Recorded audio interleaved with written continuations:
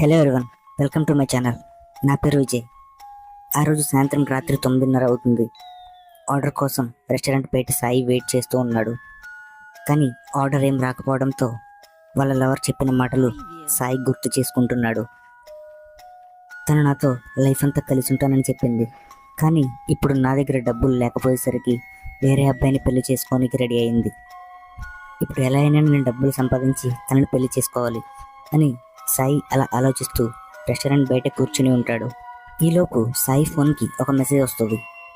తన లవర్ సాయి ఫోన్కి మెసేజ్ చేసింది.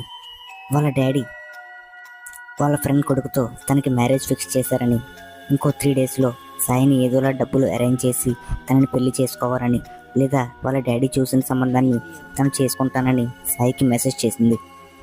ఆ మెసేజ్ చూసి సాయి చాలా బాధపడతాడు. సాయి అలా కూర్చొని ఈ డెలివరీ బాయ్ జాబ్